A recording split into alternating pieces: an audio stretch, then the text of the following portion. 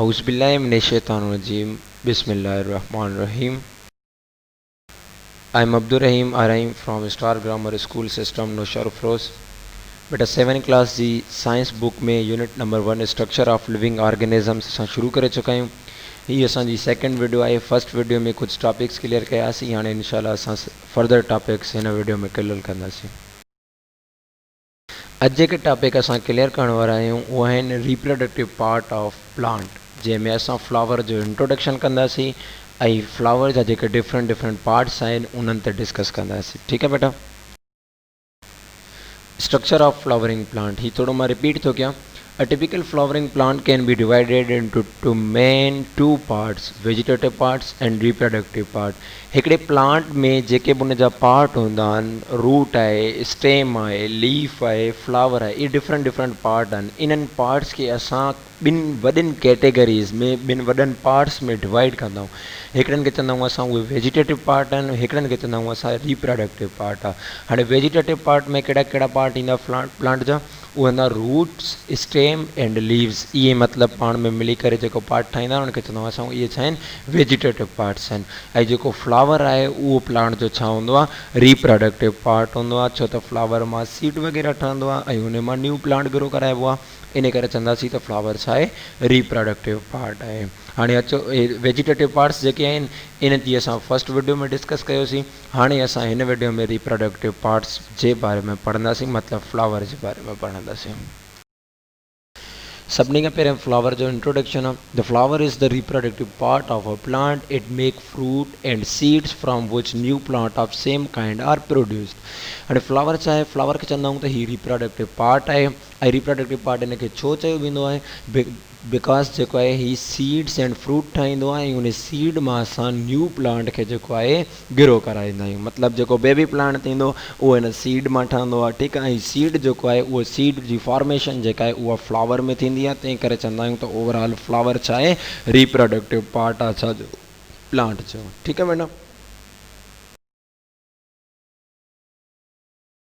हाणे असां डिस्कस कंदासीं फ्लावर जा पार्ट्स।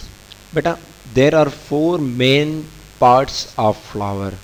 फ्लावर जा 4 मेन पार्ट्स हूंदा आहिनि। राइट साइड ते फ्लावर आहे, उनजी तस्वीर डायग्राम आहे, लेबल्स लॻियल आहिनि।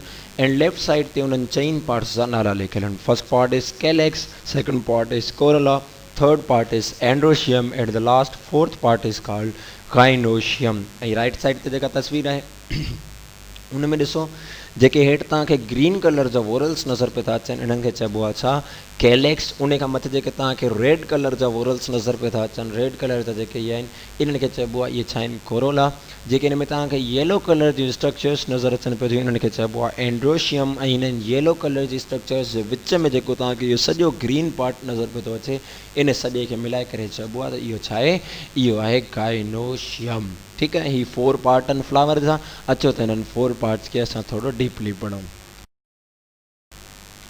सभिनी खां पहिरियों असां कैलेक्स एंड कोरोला खे पढ़ंदासीं। Calyx and corolla are the 2 outer whorls. इहे फ्लावर जा आउटर वोरल्स हूंदा आहिनि। राइट साइड ते ॾिसो, मथी जेका तस्वीर आहे उन में कैलेक्स इंडिकेट पिया था थियनि ऐं जेकी हेठी तस्वीर आहे उन में कोरोला जेका आहे उहा इंडिकेट पिया था कया वञनि। ठीकु आहे।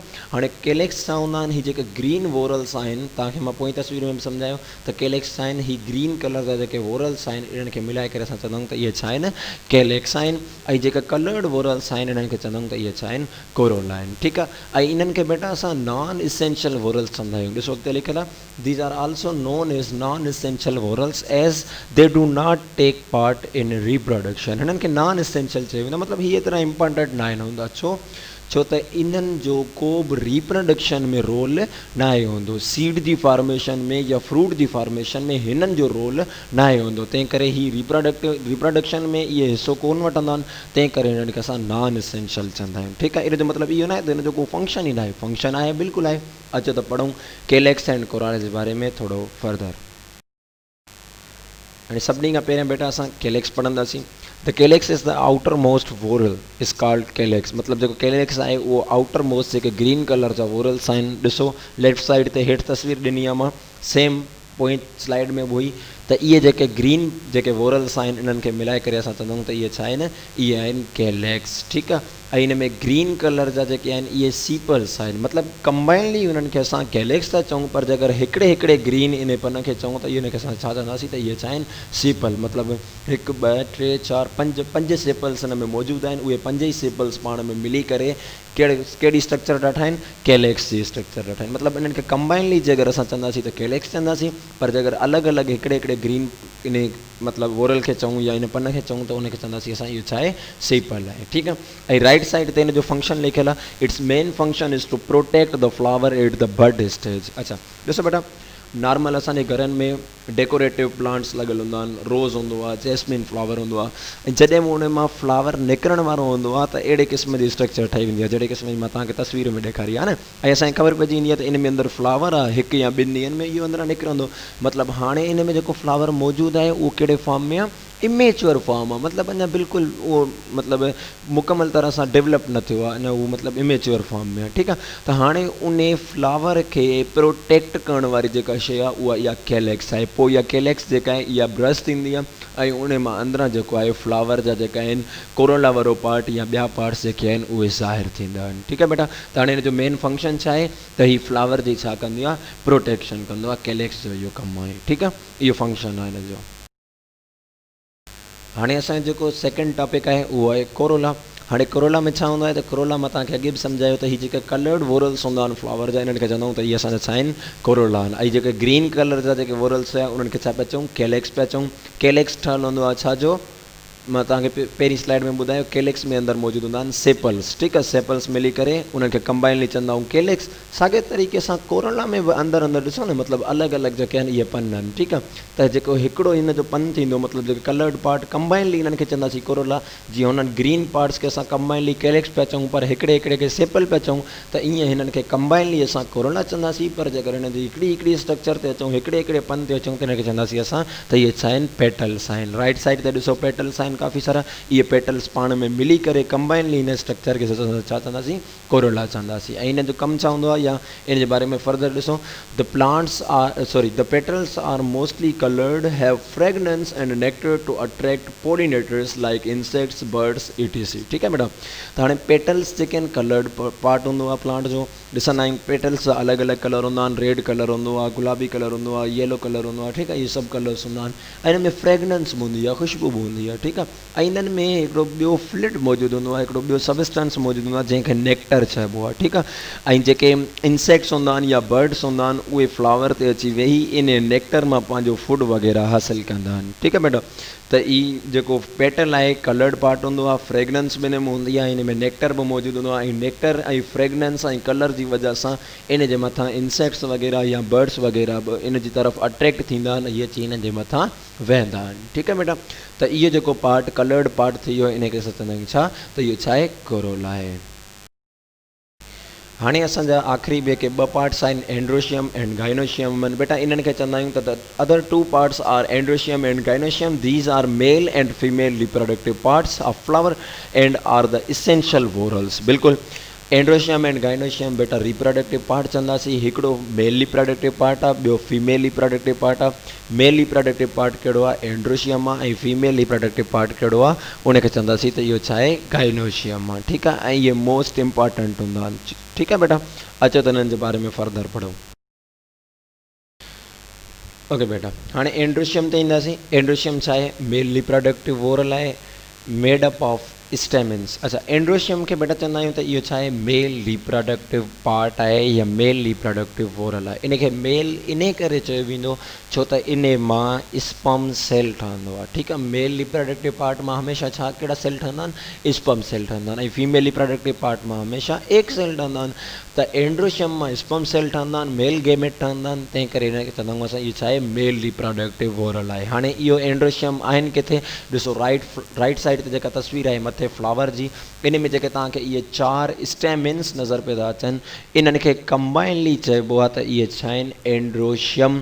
पर जे अगरि असां अलॻि अलॻि हिकिड़े हिकिड़े स्ट्रक्चर ते अचूं त इन खे चवंदासीं असां स्टेमिन, मतिलबु 4 स्टेमिन्स आहिनि, इन्हनि खे कंबाइनली असां अगरि चवंदासीं त छा चवंदासीं, एंड्रोशियम। मतिलबु इन पार्ट खे एंड्रोशियम चइबो आहे, मतिलबु इहो मेल रिप्रोडक्टिव पार्ट आहे। ऐं इन में अंदरि छा हूंदा आहिनि, इहे स्टेमिन्स हूंदा आहिनि। इन्हनि खे मतिलबु अलॻि अलॻि, जीअं मां तव्हांखे कैलेक्स ऐं कोरोला जो ॿुधायमि, त केलेक्स ठहियलु हूंदो आहे छाजो, सेपल्स जो। कोरोला ठहियलु हूंदो आहे पेटल्स जो, मतिलबु कोरोला में पेटल्स हूंदा आहिनि। त साॻे तरीक़े सां एंड्रोशियम में छा हूंदा आहिनि, इहे स्टेमेन्स हूंदा आहिनि। ठीकु आहे, जे अगरि अलॻि अलॻि इन्हनि जी ॻाल्हि कंदासीं त इनखे चवंदासीं स्टेमेन्स, ऐं कलेक्टिवली इनखे चवंदासीं त इहो कहिड़ो पार्ट आहे, एंड्रोशियम पार्ट आहे, जंहिंखे मेल रिप्रोडक्टिव पार्ट चवंदा आहियूं।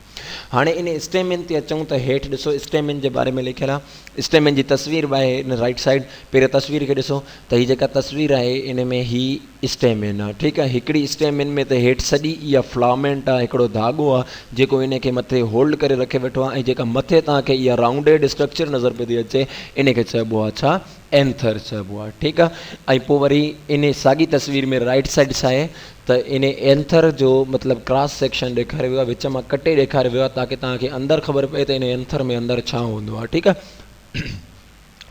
ॾिसो हिन में अंदरि बेटा 4 खाना आहिनि, जिन खाननि खे चइबो आहे पोलिन सेक्स।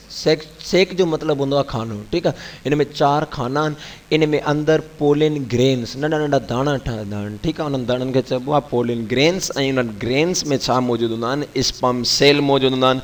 ॾिसां, इन करे हिनखे असां चऊं था त इहो छा आहे, मेल रिप्रोडक्टिव पार्ट आहे, जंहिंखे एंड्रोशियम चइबो आहे। ऐं हिन में स्टेमेन्स हूंदा आहिनि। स्टेमेन में हिकिड़ी हुनजी फ्लामेंट हूंदी आहे, सिधो जेको हेठि धाॻो आहे इनखे असां छा चवंदासीं, इहो छा आहे, फ्लामेंट आहे। ऐं मथीं जेका इहा राउंडेड स्ट्रक्चर तव्हांखे नज़र पई थी अचे इनखे असां चवंदासीं त इहा छा आहे, एंथर आहे। is made up of the anther। Anther में अंदरि ॿुधायोमांव न पोलिन सेक हूंदा आहिनि एंड फ्लामेंट। फ्लामेंट छा आहे, स्टॉक आहे, या हिकिड़ी सिधो माना हिकिड़ी थ्रेड लाइक स्ट्रक्चर आहे, धागे नुमा स्ट्रक्चर आहे, जेका एंथर खे होल्ड करे रखंदी आहे। ठीकु आहे, एंड प्रोड्यूस पोलिन ग्रेन्स। ऐं हिन में छा ठहंदा आहिनि, पोलिन ग्रेन्स ठहंदा आहिनि। ऐं उन्हनि में छा मौजूदु हूंदा आहिनि, मेल गेमेट्स मतिलबु स्पर्म सेल्स मौजूदु हूंदा आहिनि। इहो हुयो बेटा तव्हांजो एंड्रोशियम। ओके, बाक़ी लास्ट पार्ट आहे बेटा असांजो गाइनोशियम, जंहिंखे असां फीमेल रिप्रोडक्टिव पार्ट चवंदा आहियूं। छो त हिन में वरी एग सेल ठहंदो, स्पर्म सेल जंहिं में ठहंदो आहे उनखे चइबो आहे मेल रिप्रोडक्टिव पार्ट। हिन में वरी फीमेल रिप्रोडक्टिव पार्ट था चऊं, छो त हिन में वरी एग सेल ठहनि था। ठीकु आहे, female reproductive part of flower कहिड़ो आहे, गाइनोशियम आहे। ठीकु आहे, ऐं इहे जेको फीमेल रिप्रोडक्टिव पार्ट गाइनोशियम आहे, इन जी जेका इहा स्ट्रक्चर आहे सॼी विच में, इन ॾिसो हाणे हेॾे राइट साइड ते फ्लावर असांजो सॼो सम्झ में अची वियो आहे। हेठि जेके ग्रीन पन आहिनि उन्हनि खे चइबो आहे छा, त इहे कैलेक्स आहिनि। येलो कलर जा जेके आहिनि वोरल्स, इन्हनि खे चइबो आहे, इहे छा आहिनि, कोरोला आहिनि। ऐं इहे जेके आहिनि एंड्रोशियम आहिनि, ॿ राइट साइड ते ॿ लेफ्ट साइड ते, ऐं सेंटर में जेको इहो ग्रीन पार्ट आहे इन खे चइबो आहे त इहे छा आहे, इहो कार्पेल आहे। ठीकु आहे, ऐं इन पार्ट खे मतिलबु इन हिकिड़े खे चवंदासीं त इहो कार्पेल आहे, पर इन खे मतिलबु ओवरऑल जे अगरि असां हूअं चऊं त चवंदासीं इहो गाइनोशियम आहे, मतिलबु इहो फीमेल रिप्रोडक्टिव पार्ट आहे। ठीकु आहे, केरु पुछे फीमेल रिप्रोडक्टिव पार्ट कहिड़ो हूंदो आहे, तव्हां चवंदो त उहो हूंदो आहे कार्पेल फ्लावर में। गाइनोशियम जो कहिड़ो पार्ट आहे अंदरि फ्लावर में, जेका आहे कार्पेल। ठीकु आहे बेटा, हाणे कार्पेल में अचूं त कार्पेल कीअं हूंदो आहे। ॾिसो राइट साइड ते हेठी तस्वीर जेका आहे उहा आहे, इहो हिकिड़ो कार्पेल आहे पूरो। ऐं कार्पेल में अंदरि असां 3 हिसा रखंदा आहियूं। ठीकु आहे, जीअं एंड्रोशियम जो हुयो न स्टेमिन जो, त हेठि फ्लामेंट हुई, मथे एंथर हो, त हाणे ईअं ई साॻे तरीक़े सां कार्पेल में वरी 3 पार्ट आहिनि। कार्पेल जो जेको मथे पार्ट हूंदो आहे उनखे चइबो आहे स्टिग्मा। ऐं उन खां पोइ जेका हेठि स्ट्रक्चर हूंदी आहे हीअ सॼी, इन खे चइबो आहे त इहे छा आहिनि, स्टाइल आहिनि। ऐं उन खां पोइ हेठि जेका स्ट्रक्चर हूंदी आहे, जेका इहा गोल तव्हांखे नज़र पई थी अचे, इन खे चइबो आहे ओवरी। ऐं इन ओवरी में अंदरि एग सेल ठहंदा आहिनि। ठीकु आहे, इन ओवरी में अंदरि ओव्यूल्स ठहंदा आहिनि, इहो ओव्यूल में अंदरि एग सेल मौजूदु हूंदा आहिनि। हाणे ॾिसो हिते फॉर्मेशन थी थिए एग सेल जी, तंहिं करे चवंदासीं त इहो छा आहे, फीमेल रिप्रोडक्टिव पार्ट आहे। त कार्पेल छाजो ठहियलु हूंदो आहे, the carpel is made up of stigma, style and ovary. It is the inner most part of the flower. बेटा ही फ्लावर में इनर मोस्ट हूंदो आहे, हीअ असांखे नज़र न ईंदो आहे पार्ट। ठीकु आहे, इन मतिलबु हिन में सेपल्स ऐं पेटल्स में लिकियलु हूंदो आहे अंदरि। जेकर असां ब्लेड सां कटे या कंहिं इंस्ट्रूमेंट खे इस्तेमालु करे हिनखे ॾिसण जी कोशिशि कयूं, क्रॉस सेक्शन करे, त पोइ असांखे इहो पार्ट नज़र ईंदो। ठीकु आहे, वैसे ई इनर मोस्ट पार्ट हूंदो आहे। ऐं कार्पेल सम्झ में अची वियो, कार्पेल छा हूंदो आहे, फीमेल रिप्रोडक्टिव पार्ट आहे, मतिलबु गाइनोशियम आहे। ठीकु आहे, जंहिंमें पार्ट घणा थींदा कार्पेल जा, 3, स्टिग्मा, स्टाइल एंड ओवरी। इहे आहिनि बेटा गाइनोशियम, जंहिंखे असां फीमेल रिप्रोडक्टिव पार्ट चवंदा आहियूं, छो त हीअ हिन में एग जी फॉर्मेशन थींदी आहे। पोइ स्पर्म ऐं एग पाण में मिली करे ज़ाइगोट ठाहींदा आहिनि, ऐं जेको वरी सीड जी शिकिल में तब्दील थी वेंदो आहे, ऐं उन मां वरी असां न्यू जेको आहे प्लांट उनखे ग्रो कराए वठंदा आहियूं। ठीकु आहे बेटा, हिते तव्हांजा अॼु जा सभई टॉपिक्स क्लियर था थियनि। बाक़ी जेके टॉपिक्स आहिनि उनखे असां इंशाल्लाह नेक्स्ट वीडियो में डिस्कस कंदासीं। पंहिंजो ख़्यालु रखिजो। अल्लाह हाफ़िज़। Thank you so much.